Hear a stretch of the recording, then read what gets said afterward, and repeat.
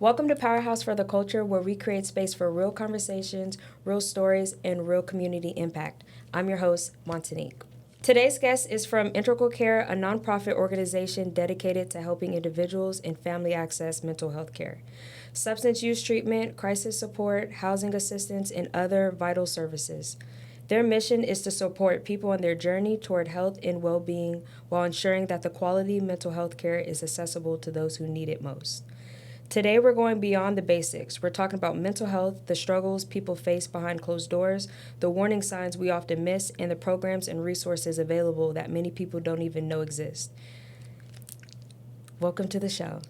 Thank you for having me. That was such an amazing intro. I love it. We try. We try to do our background. And plus, you guys don't know this, but I also know Tesleigh because she has been to a Powerhouse event on half of Integral Care, and they did provide resources and everything for people that attended the event. So I'm glad to have you on this show because we get to talk about what Integral Care actually has to offer and how much it helps the community that people don't even know about. Yeah, I'm excited to be here. Let's get it going. So before, just to make you a little bit comfortable, we're going to do some icebreaker questions. Okay. So the first question is, what is something good that's happened to you this week? Okay, so I have a garden in my backyard, and I actually just harvested my first cucumber. Oh my God. It's kind of a big deal. I love that. Yeah, very exciting. So all of the things that are growing back there, I just send like pictures to my family, like the group chat, and just showing it all off. So you're a plant mom. I am a plant mom. I wanna get into that. I've started off with flowers. Okay. I have weekly flowers. I've been doing pretty good. Like before, my flowers didn't last only but a couple of days, but now we're getting, and so like it kind of made me feel like, am I called to do this? But I like now that I've gotten, that's how I know I'm getting older because the plants. I'm like, I really like this. Yeah. And plus, like one of my best friends, like she's a plant person and her plants are beautiful. And I'm like, I kind of want that. It does something to a home. Yes, for sure. And I don't know. I kind of like that. So I love to hear that. Like, do you just have cucumbers? So I actually had arugula. I've already harvested and had that. I made pesto sauce, girl, like all types of things with my arugula. I have cucumbers, the different peppers, and then green beans. So it's a whole situation. I have a few flowers as well, but I'm just waiting. Like I've got some zinnias that have already started sprouting, but I'm waiting for the rest of it to kind of come together. Oh, so you're a real plant person. I'm a new plant mom. I'm trying. Trial and error for sure, but it's been a fun journey. Oh, wow. I'm inspired. I've also killed plants, so like don't be discouraged. Okay. You know, there's still hope.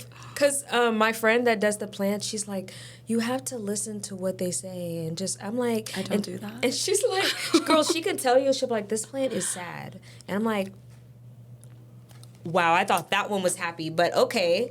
But she knows, like she literally like speaks plant. And so I give it to people that, you know, sure. One day. There's levels Yeah. to it. I do not speak plant quite yet, but I'm detail-oriented, like that. and I don't give up. So this is my second garden. The first time I tried to do in-ground, but Texas soil is a little different. So this one is a raised garden bed, and I've had more success. So I'm going to let you know when I grow my Please first do. one. Yes. Coffee or tea? tea. All day. Then coffee? Absolutely. You can get caffeine in your tea. I have seen that. But you know, like, I am getting more into tea because I'm getting older and it helps. It has so many benefits. You didn't have to say that. But it's, you know, like when you're in your tea, it's like, oh, we're getting healthy. We're like thinking of ourselves, you know? It's tea when I don't put so much honey and lemon that I'm like, Okay, like, it's an acquired. It's a taste that I have to get used to, and it's like a taste that I have to like. I know I can manipulate myself and tell myself that we love this better than coffee, and then eventually we will love this better than coffee. But I really want to actually get better with drinking teas because I love the benefits of teas, and I love that so many teas also help with like bloating. Yeah. You know? Yeah. So, I love, I kind of compare tea to like wine, which is also an acquired taste. Yeah. So you can just notice the different notes, Yeah. and the different types of tea and the different benefits and things that they do. Yeah. So I've just always found that really neat. And then if you really want to explore tea more, there's this like really cute shop in Pflugerville called Teak Easy that just opened. Beautiful location. They've got live music and just all of the tea selections that you could think of. do they really give you like that get up and go energy though? Like coffee? Yes, they can. Oh, put me on. Yeah. I need that. Yeah, we'll talk. What's one word you try to live by? One word, intentionality. I think like it's that. important to be intentional with everything that you do and all of your interactions, intentional about what you listen to, Yeah. the things that consume your time, Yeah. what you say, those interactions with people, intentional about all of it. Yeah, that makes a huge difference. I really love that. Are you an introvert or extrovert? Both. Yeah, I feel that. It depends, Yeah. I can turn it on when I need to, but I also am very much a homebody and like snuggling up and watching movies with my kiddo, Yeah, I feel that. I feel like I'm very good at both. But I feel like especially when you're good at both, but you're always, because you're in the community. So when you're in the community, people always think like, she's an extrovert. Yeah. And then I'm like, oh, I hate for you to see when I'm in my own spot. Yeah. No, because I actually love being by myself. Absolutely. Like being in your own energy is something totally different. Because I like always, and like you said, I think it goes back into intention. I think that's why my own energy is so well put together. Like, I have God in my life for one, but also I'm very intentional on everything, like you said, what I listen to, all these things. So like in my mind are positive thoughts all the time. Like it's actually very peaceful and positive there. And in fact, I don't have anything negative that comes in until somebody brings it to me, Yeah. So I definitely You have to feel protect that. You do. And when you are constantly out and about, it just exposes you to a lot of different situations. So just being intentional with that, with those interactions, because it impacts us in ways that we don't even recognize. Until you stop doing it. That's when you're like, oh, this really does have an effect. Oh, I don't have to go out? Like, I can just chill and enjoy my home. Like, this is great. Yeah, I love that. What helps you decompress after a stressful day? Gardening. Really? Gardening is great. I love working out and just being active or reading a good book. I feel all of that. Like, every time you say gardening, I think of Jody's mama. I'm like, that's how I feel. I want to be like that too, where I'm just like, let me go in my garden. And then working out for sure. Yeah. Working out really does something to me. Like especially if I have running in my routine, like that. But also sun. Sun is so healing. Like I didn't realize. I don't know if you've had the same experience, but like there was a time in my life that I was just really, really depressed, like really sad. And I really feel like the sun did something to me. Like I would just sit outside all day and it was like I was in my own bliss, literally. And it was just the sun that simply, and it made me wonder if that's why, like especially kids back in the day were so happy because they were always outside playing. It definitely makes a difference. Just that activity, running around, community, interacting with others, the sun, just nature in general can be really healing and grounding.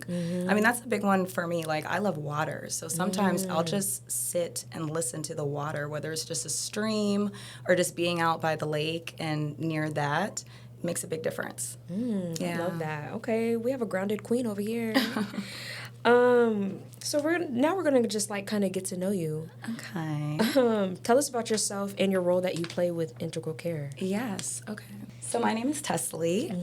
I am a licensed clinical social worker here in Austin and supervisor, and I manage the mobile crisis outreach team and the youth crisis outreach team at Integral Care. Okay. And basically the work that we do is we go out into the community and try to alleviate barriers to accessing mental health support.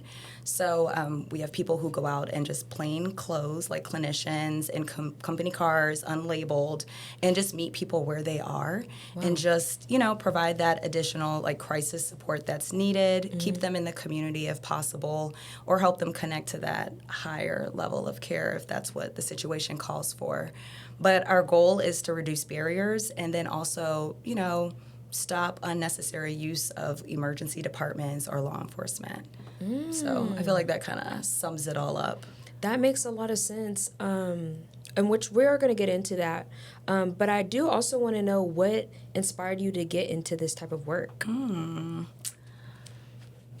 I feel like I've always been really passionate about helping people. Yeah. Like just being in a position of servitude. Like I feel like it's a gift, if I'm being honest. Like I've known very early on that it was something that was a strength, just kind of helping people. Yeah. So I've always just been really involved in like community service and giving back. So I actually worked for about a decade in the child welfare system. Okay. And then transitioned to mental health. So just really Nice. wanting to help populations navigate these different systems that can be very overwhelming.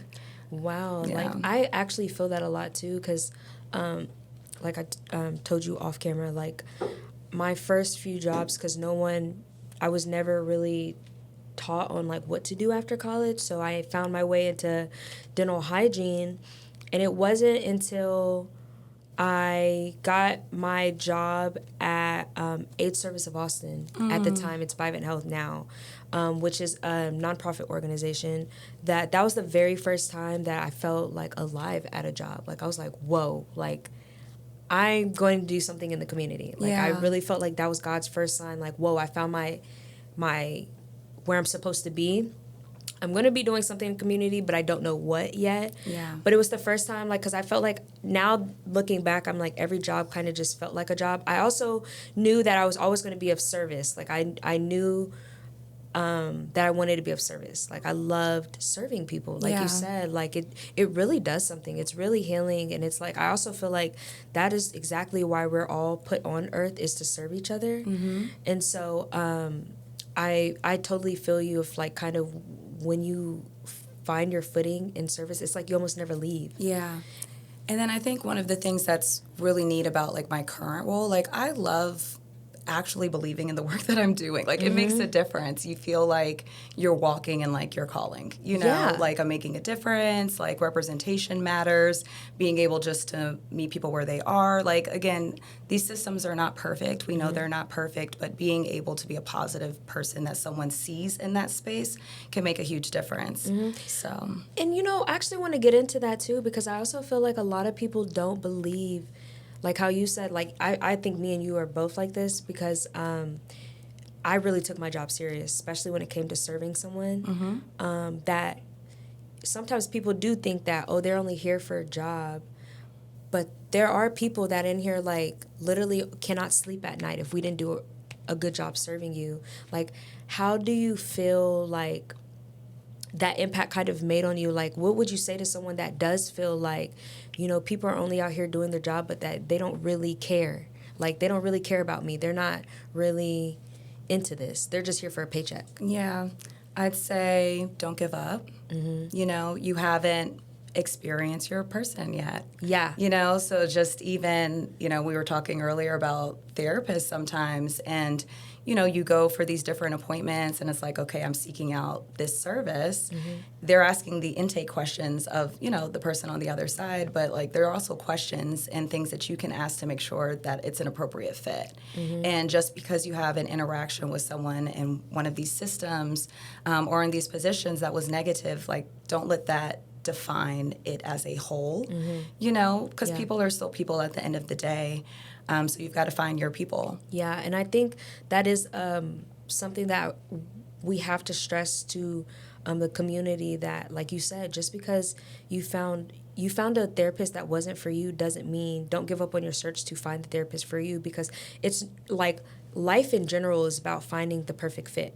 in the perfect alignment. You have to find the perfect mate for Absolutely. you. You have to find the perfect friends for you. Even jobs that are more aligned with you. Like I truly believe that not all jobs are bad. You just took the job that really wasn't for you because, understandably, desperate situations, you take anything. It happens. But it's like, look at life in general. What happens when we take just anything, right? It's like a lot of chaos that happens. I think to be in alignment, you have to have faith.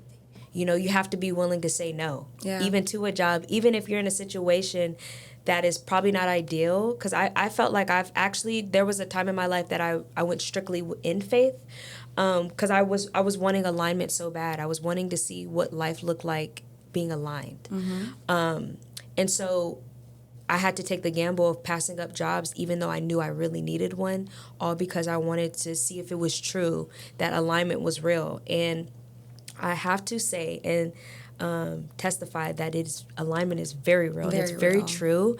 And I think alignment is the happiness that everybody's looking for, because when you're aligned, like with a therapist and things, it's like it fits like the perfect shoe. Yeah. You feel like you can be yourself. You feel like you can talk to that therapist and say what you need to really say. You feel like the therapist gets you. You feel like the therapist understands you. And so I think, like, it goes back to what you said, don't let just one bad experience dictate you from looking for the therapist. Make that an inspiration to find that perfect fit, that perfect shoe. And sometimes we stay in situations and environments longer than we need to. But just kind of tying in the faith piece of it, I believe, God will push you out of a situation that is not serving you, that is not aligned with what it is that he has for you. And I've just had multiple instances in my life where I feel like he's shown me time and time again, like, when you trust me, when you do step out on that faith and are obedient when I tell you to do something, it's all going to make sense. Yeah. It's all going to line up, and maybe not in the moment when you think that it should or the way that you think it is, but it's always been just so much greater, than what I originally envisioned. Everything aligns, everything's perfect, you feel comfortable, it happens quickly. Yes. Just all of that, so... And it's just so much, like, it's almost freeing. Very. Too. When you're in alignment, it's like so freeing. Like, I can't even describe the feeling. Like, it actually feels like peace. It feels like you're at a table that had a chair was waiting for you, not a table that you had to force yourself to get a chair. It's like this chair was empty because it was waiting for you to sit in it. And I'm like, there's no better feeling to be in a table full of people that was just waiting for you. Absolutely. Versus, like, you get into a table and they're like, why are you here? Right. There's... I don't have to explain. You don't have to explain because it's like they're waiting. Yeah. So I totally agree with that. And I want to go back to integral care because what you said, because like a lot of people don't know what integral care is. Yeah. So what is the organization of integral care? Like you said, it created the boundaries, from people, like when they're having these mental situations, they probably immediately go to the emergency room. And this is kind of like stopping so many cases going there. What is integral care? Yeah, so integral care is the local mental health authority for Travis County. So just statewide, a lot of areas have these mental health authorities, and they're responsible for providing services to the community that address that. Just again, like low to no cost services. So they serve, people with mental health needs, also serve the intellectual disability population, substance use. They also have programs that assist with housing as well. So they really cover a lot, but that is a gist of just what integral care is and the work that they do. So with integral care, like, do they turn anybody down? I would say no. Right, because if you have a mental health crisis, they're going to figure out how they can serve you pretty much. Because I do know integral care has a hotline. Yes. Right. Yes. And so for those hotlines, what are anybody can call, if I'm not mistaken. Like, if I were a person that was calling Integral Care's hotline services, what is something I can expect? Yeah. So, I mean, if you're calling the helpline, first of all, it's 24/7. Okay. So you can call on behalf of someone else that you know or don't know. You can literally be riding down the street and see someone struggling like with a mental health emergency or what you suspect to be that, and then you can call and try to get them some support.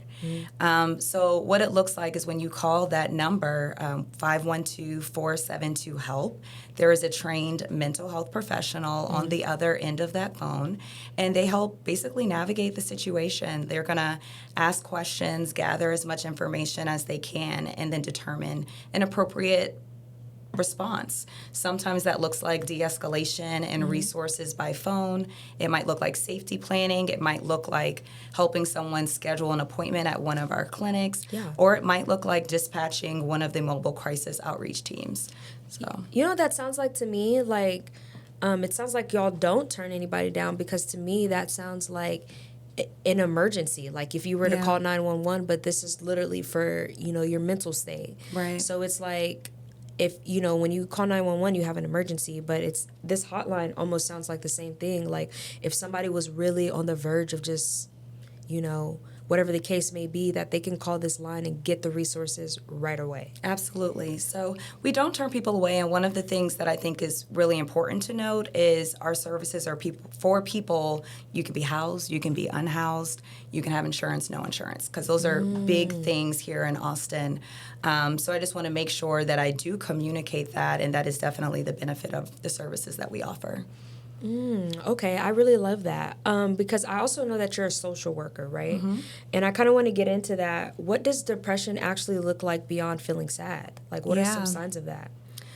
So just in addition to sadness, that tearfulness that people might experience, it could be a loss of interest in, different things that have brought you joy in the past. So maybe you love playing football, and then you just wake up one day and it's like, screw football, I don't want to do that anymore. Sometimes a symptom might be irritability. Like you've noticed you just pop off a little quicker than normal. You might see an increase in your sleeping or decrease, and same thing with just like eating habits. Those are different signs of someone experiencing depression. Another thing to kind of note is if there's a change in your performance. So when you think about like students, like if you used to be an A/B student and then now all of a sudden you're struggling to maintain a C average, that can be a red flag and something to think about. Or people in the workplace, like if you are usually able to get certain tasks completed, very efficiently, no issue, and then now you're struggling, that can also be something to kind of look into.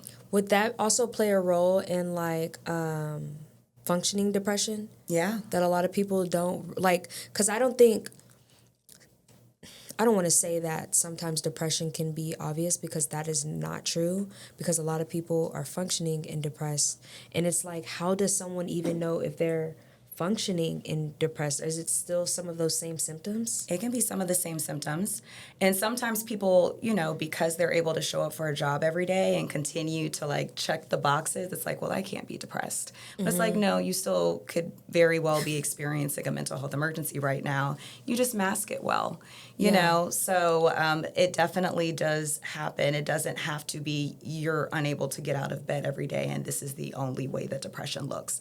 It looks a lot of different ways. And I think it's important for people to not minimize or dismiss those things, like it all kind of plays together and should all be considered equally. Well, because I'm sure all of us in life have experienced someone we love or even ourselves being depressed. And so I want to know, how can we, like if someone we know or love is being like suffering from depression, like what would be the best thing that we can do? Because you don't want to trigger them. And I know like from my experience, when I've been there to help someone that was depressed, like, you try to get them in the sun.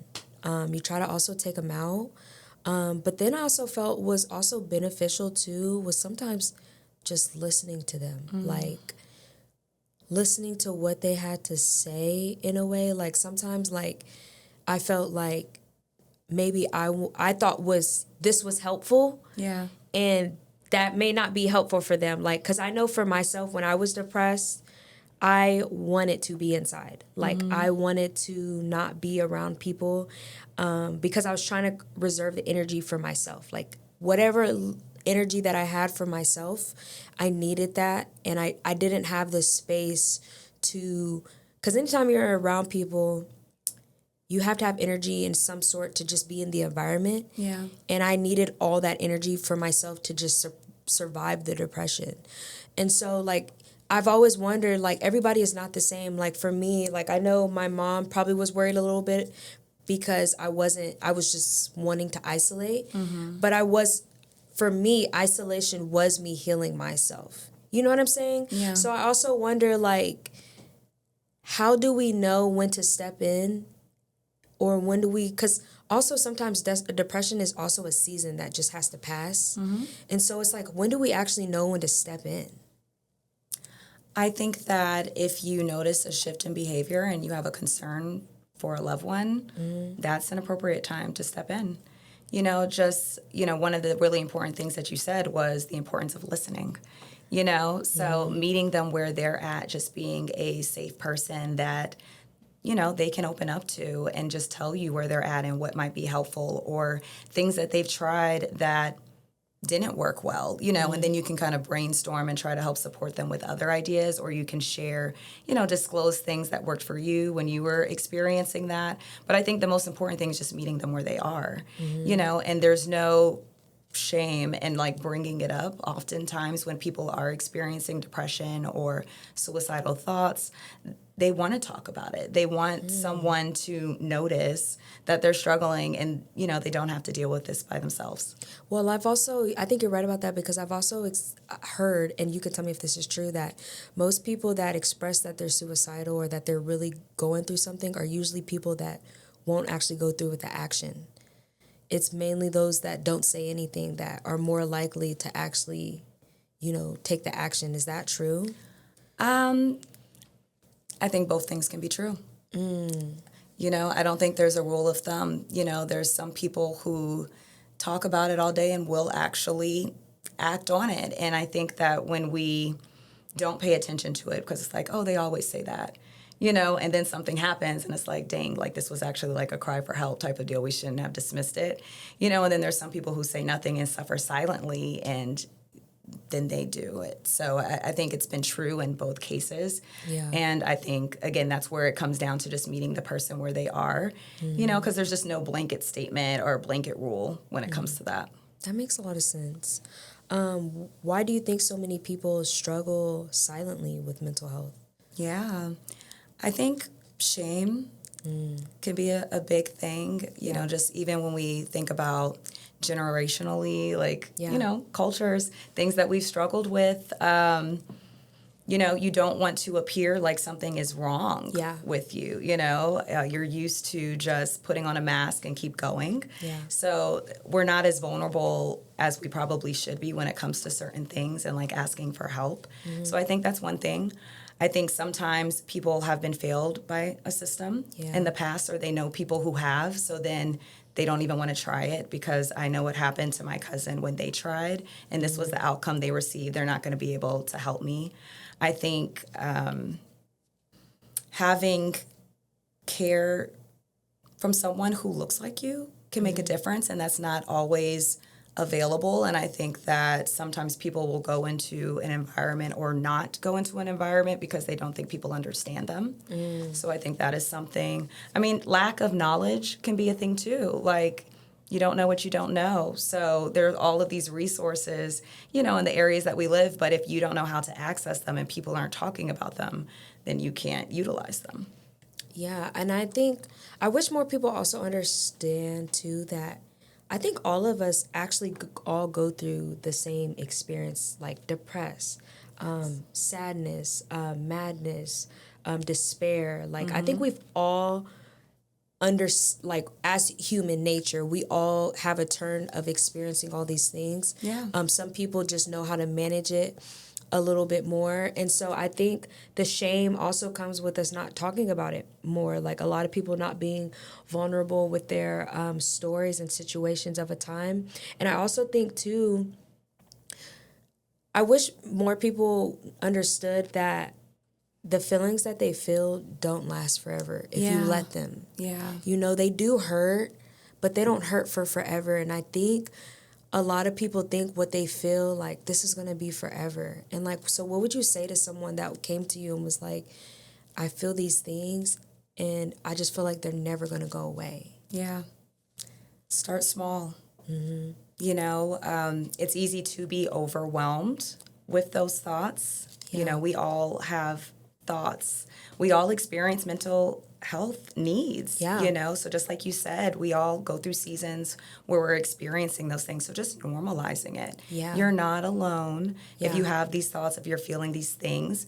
And there's support and help. And every day is a new day. We can take steps towards that.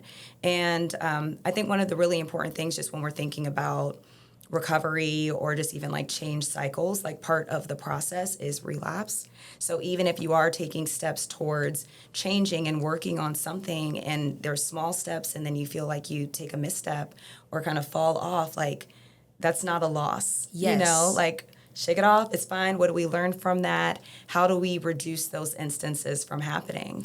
I actually want to get into relapse because I really think we should normalize relapse. And meaning when we say normalize it is let us know that when you are trying to get better, it is very possible that you, if it's very possible or it's likely that you are going to fall short. Yeah. But it's you have to keep getting up. You have to keep going. Like I think a lot of times that people think when they decide that they want to do better, that once they take a step back, then that's the end. And it's like, no, actually that's part of the process. Yeah. It's actually a part of getting better.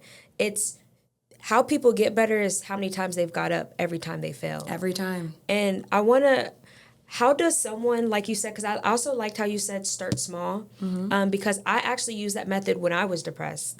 When I started working out, I told myself, even though I was a former athlete, I had told myself that we weren't going to lift heavy. We were going to work ourselves back to that. And we started off with 3 pounds. And then we just kept working ourselves up to that. And it made a difference in so many ways because it made me not, for one, it's not that I couldn't do the heavy weight, but sometimes when you've taken a break from the gym and you jump right back into doing a heavy weight, that gym ain't gonna see me again for quite some time. Right. You know, because I done started too big and scared myself out the gym versus starting small. So why is it so important to start small when you are trying to make change? Yeah. I mean, you want something that you're going to be able to maintain. And I think that's the thing that people miss. Sometimes you jump to the big thing and it's not something that you're actually going to be able to do on a regular basis. So you're kind of like setting yourself up for failure. Yeah. Like even when it comes to like, I think of just like dietary things, you know, like everybody has these big diet goals and like, I'm not going to eat this and I'm not going to do that. And then all the weight that they lost like just comes right back because it wasn't a system or a change that was sustainable. So just making those small modifications to like your routine and, you know, like investing into your mental health make a long-term difference because you're able to maintain it. Yeah. Yeah. And I think it's also like human nature, you're not going to always have a good day. No. So like, and if you really want to think about it, in a way, that's relapse. Because there's a day you could go off on somebody, but you're not doing that every day. Yeah. You know what I mean? So I think also consistency is key. I think it's important on even people that are experiencing relapse and understand that relapse is part of the process. And you're actually, anytime you're taking a step forward, even if you take some steps back, every time you get back up to take those steps forward, you're actually still moving in the right direction. Right. I love that. Yeah, for sure. Why do you think some people feel so guilty about like having mental health or asking for help? There's a lot of pressure, you know, like whether it's explicitly stated or just like internal pressure that we put on ourselves. You know, there are a lot of people who are the provider and they have to be the strong person and have to have it all together for their family. So to express that vulnerability can feel like a burden or like you're letting people down. So that is something that I think, especially in communities of color, that comes up. How does someone take off the pressure off themselves? Like, because they are one person, but it's like you said, people come to you and then when they're talking to you, they're expressing all this pressure that they feel. And if they wanted to know, like, how would you express to someone, like, to take the pressure off a little bit, like it's okay even when you're afraid? Yeah. I mean, just going back to the small steps. I mean, that's what they have to do, right? Because, I mean, this is years and years of thinking a certain way and showing up a certain way. Yeah. So, like, what is one small thing that you could do to take the pressure off of yourself today? And then just making yourself be human. Yeah. Like, there's only so much that you're going to be able to do in 24 hours, like, and still sleep. Okay. And still eat, like the things that you have to do to take care of yourself. So, like, let's be realistic because, we have to manage these expectations. Like, sometimes we just have these completely unrealistic expectations for ourselves and others, and we have to be able to just slow it down. What little small things can we do to kind of shift that a little bit? I love that because I do feel like a lot of people forget that we are human.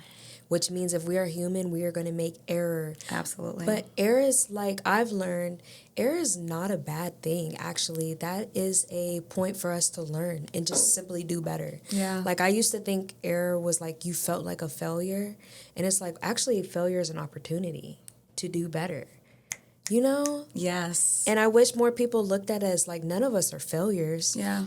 All of these are opportunities for us to make a different decision and for us to learn from our mistakes because, I mean, even in business, you make so many errors before you get it right. Right. Like, because if you really think about it, if there's no errors, how else are we going to know? How else are we going to learn? So I like how you said, like, allowing us to just be human because I think once you let your mind know that, wait, I'm human, I'm not going to have it all figured out, I am going to get it wrong, it does take off that pressure. Absolutely. And then just also truly recognizing, like, everything that you see is not true. Just thinking about social media, there's filters on things, people present just kind of the highlight reel. Like, people are going through real life. Like, it's not just you. I don't care what they put on the internet type of deal. So it's just truly just accepting that. Yeah. We are all people. We all have very real experiences. We all make mistakes. Yeah. What did we learn? How do we grow? How do we be better? Just that growth mindset really matters. I think so too, because I think social media does play a big part. And I wish people understand, like you're right, we only see the good and what people want us to see. And usually that is the good. But think about it. Why in the world would anybody want to put the worst situation on the internet? Like, right. Who feels comfortable doing that? You know what I mean? Like, we have to understand, like, why we only see certain things on the social media and understand that there's real people's lives behind that. You know what I'm saying? Yeah. So I love that. But I think that's part of the conversation that has to happen, just reminding people that what you see all day is not just the reality of it. Like, there's more to it, because when you are experiencing a hard time, sometimes it's challenging to be able to kind of question those thoughts when you have them. So that makes sense. What are some barriers preventing people from getting help? Stigma, knowledge, transportation, Really? Transportation? for some people. But integral care will meet you where you're at. That is true. So that's already solving a problem. Yeah. So some people are having issues like getting to the places that they need to go. Yeah. And knowledge, like you said, so some people don't know things like integral care are actually out there, that all these problems that they're having, there's organizations that are trying to solve all of those problems. Yes. So how important is it to know things like integral care? Because I also feel like all the things that we're saying about you guys, people could also think it's too good to be true. And I think that's also a lot of barriers that are preventing people when we're telling them, like, oh no, there's organizations that will help you to, like, you don't have to have a big income and all these things. They're like, there's no way. Help me. Yeah. Why do you think that's the case? Like, why do you think people think a lot of things are too good to be true? Because there's actually a lot of help out here. Because of those negative experiences. Sometimes people have that, or I've heard of it, and then just go off that, or just even things that they see in media. So, it happens. It doesn't mean there isn't still good in the world, and I just think you have to keep trying and until you find it, and then when you find it, sharing the word. Yeah. You know, sometimes we hear more about people's negative experiences than the good ones. So, you know, just when we do have those positive ones, making sure we're sharing that information so other people do believe and know what is available. I love that. If someone watching this is having suicidal thoughts, what should they do first? Tell someone. Don't sit with that by yourself. Talk to someone that you trust. So, you know, that can be your partner, that can be your parents, cousin, auntie, uncle. And if there isn't like a loved person that you feel comfortable with sharing that with, like reach out to 988 or the 24/7 helpline. So 988, you can text, you can call and talk to a mental health professional. And then the 24/7 helpline at Integral Care is available, and they will listen, they will provide resources, and get you the help that you need. I love that. I Yeah. really love that. So anybody that's having suicidal thoughts can literally call these numbers and have someone directly just talk to them immediately. Immediately. I love that. Yeah. And then based on that person's situation, someone might be dispatched out to go visit with them in the community if that's what's needed. And go help them whatever resource, because the resources, you guys don't just answer the phone call. You guys actually provide resources. Yeah. Yeah, we will go out into the community within a certain amount of time. It's usually the max amount of time of a response from my team if they've been dispatched out is 24 hours. So within 24 hours, someone can be at your residence doing an assessment, mental health assessment, seeing if you need a higher level of care, or helping you safety plan, get you some resources connected to different programs that keep you in the community. And if you don't have transportation, we can assist with that. Like if you don't know where to look and there are other resources that you need assistance with, we can point you in the right direction. What if, mentioning programs, what are some of the programs that you guys have that are for the people? Lots. That's a loaded question. So the programming for the mobile crisis outreach team or just Integral Care as a whole? Both. Okay. Because I know, and I also feel like some of the programs that you guys probably have is like a case-by-case kind of thing situation. Am I correct? Yeah. What are some of the programs that you feel like you see that most people are getting or need, or that are kind of just more broad and more available to the general? Because I do feel like some programs are going to be specifically on case by case, but that are more broad, that they're like, oh, I didn't even know that type of help was out there. Yeah. What are those type of programs? So at Integral Care, they do have a peer support program that I think is really important to talk about. Those are people who have lived experience with navigating either the mental health system, whether they're in recovery from substance use, or just like a parent trying to navigate the mental health system for their kiddo. You know, so I think that that is a really important program that people don't know that we have available. You know, because there's a difference between a clinician coming out and telling you kind of what to do, and then someone who's actually been there and had to navigate it and had a lot of the same questions or doubts or fears that you may have experienced. So that is definitely a program that I think is worth mentioning.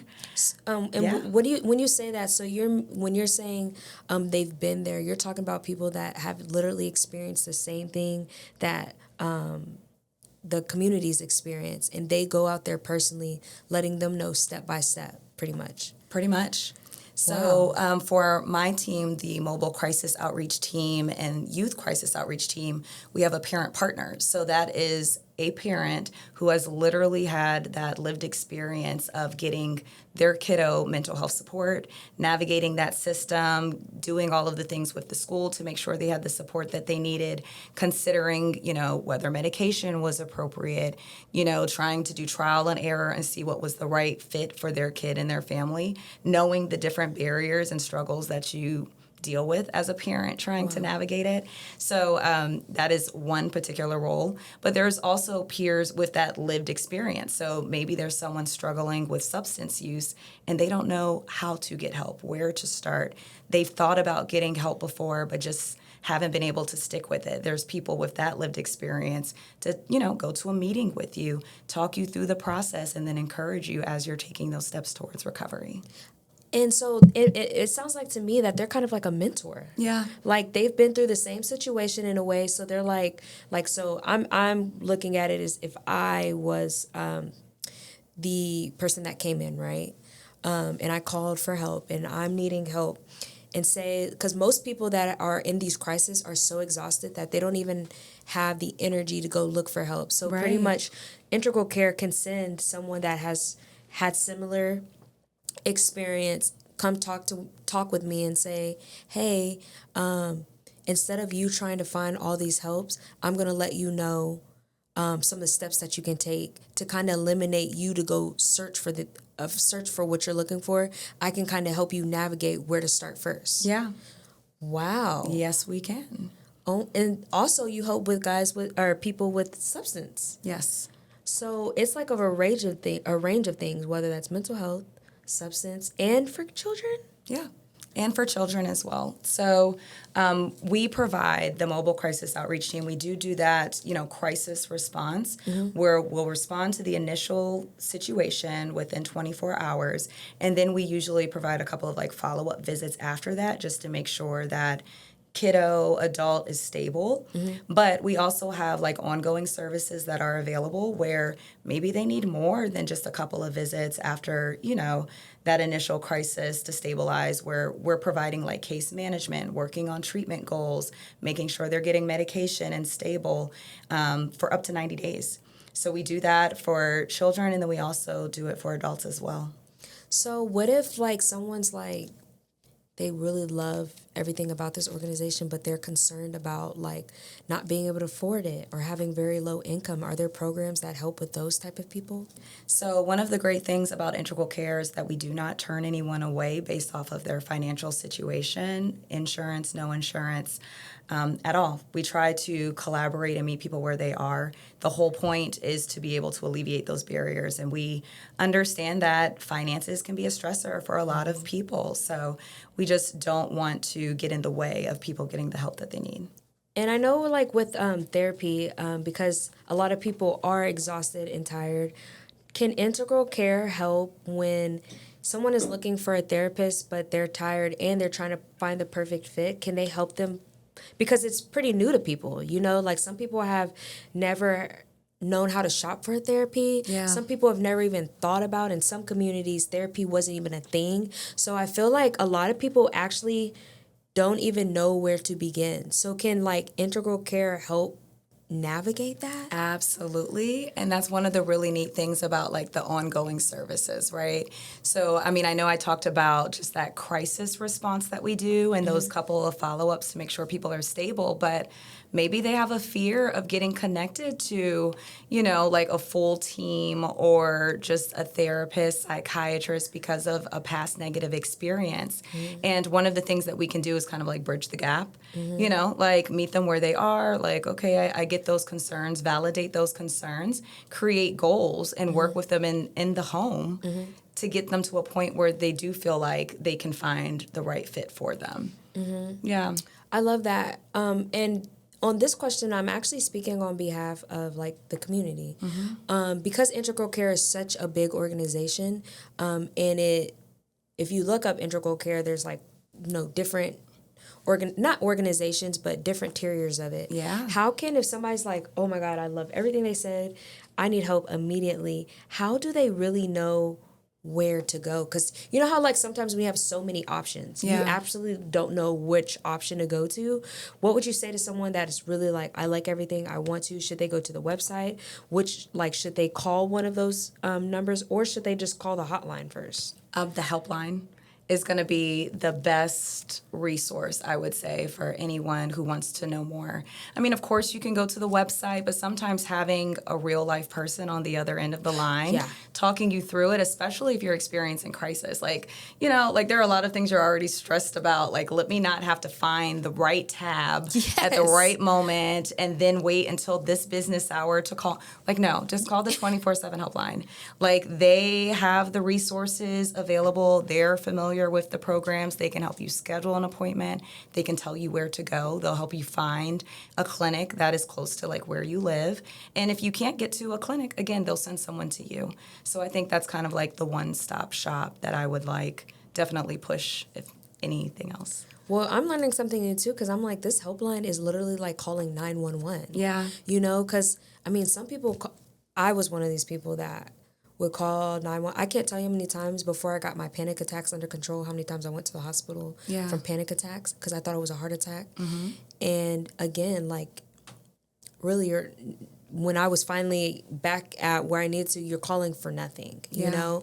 But still... You're calling for something. Well, you are calling for something, but you know what I mean? Like, it's not like my leg didn't get cut off. Yeah. You know what I'm saying? And I guess what I'm trying to say is, like, during that time, like, 911 still picked up. And they still helped me. They still came out and they did that. Yeah. And the whole time, I'm not having a heart attack. I'm just having a panic attack. And it sounds like from what we're talking about, you guys are treated the same way. Like, if that help crisis line is literally the same way that they can get the resources that they're looking for immediately. And then also just to kind of piggyback off of this calling 911, like people do what they know. So it's like if 911 is the number that you know to call in the case of an emergency, like right now, you can still use that. One of the great things about Travis County is they now have an option that is specific to mental health. Option number 4.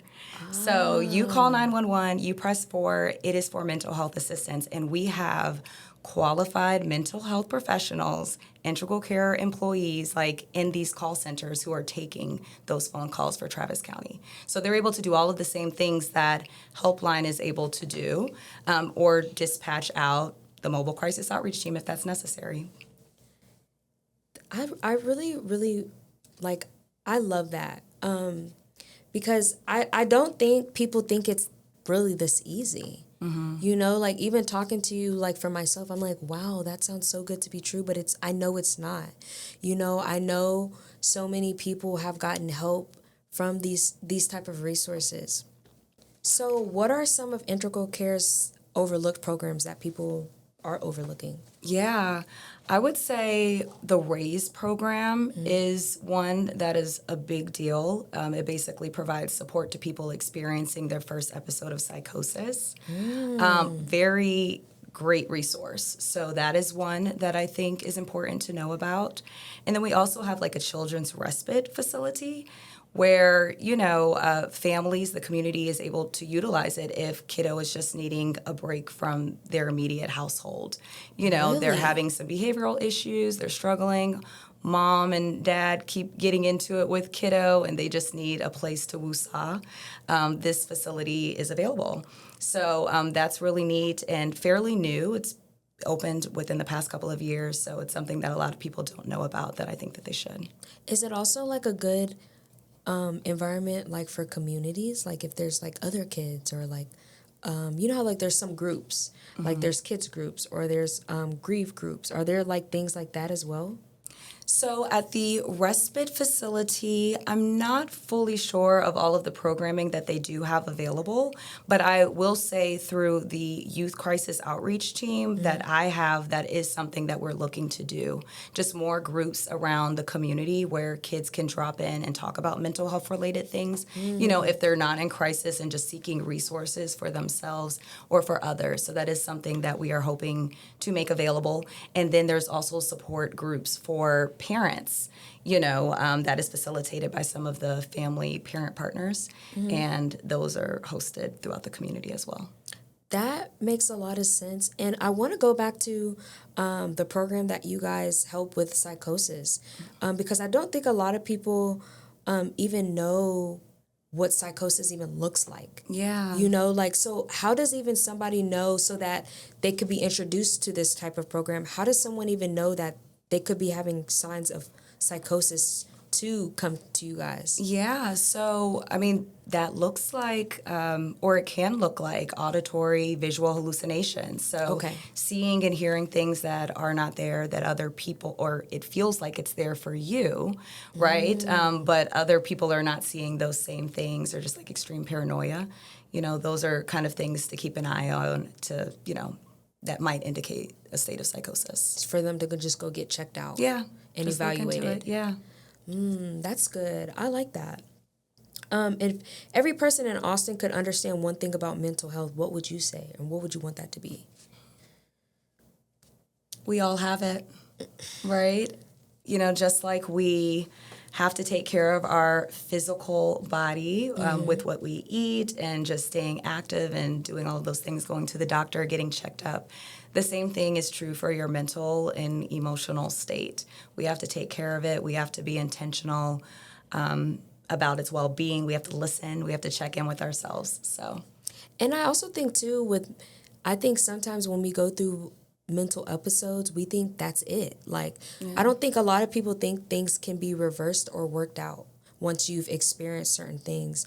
And like, I really wish more people understood that that's not true, that there's steps that even though this was your situation, that's not your final say. Like, there are actually resources back to aid you back to your baseline. Yeah. You know, and as being a social worker, have you seen any testimonies where you've seen stuff like that, where it does make a difference? Because I don't think people think like integral care and all these things, these resources, that they actually really help. Yeah, huge difference, you know, and I think sometimes when you're dealing with heavy things, it's easy to let that define you or become your identity. And I think one of the really powerful things about this work is you meet them where they are and then you empower them. You know, like this is just a small part of your journey, of your story. There's still so much more life to live. So just really, there's been many stories like that, you know, especially seeing kiddos who feel like this is the end. Like, I don't see anything good outside of this, and then they're working with a clinician for a period of time and they just have so much hope. You know, it's amazing just to see that transformation happen, and it happens every single day. So, you know, just to kind of go back to what we were saying earlier about even if you have a negative experience, don't let that stop you from seeking the right one, because the right one is out there and can transform your life completely. I believe you, and I think that's the problem too. There's not enough of people seeing transformation anymore. Yeah. You know, we're fed more of the problem and people going through their problem, but not when people have found the solution.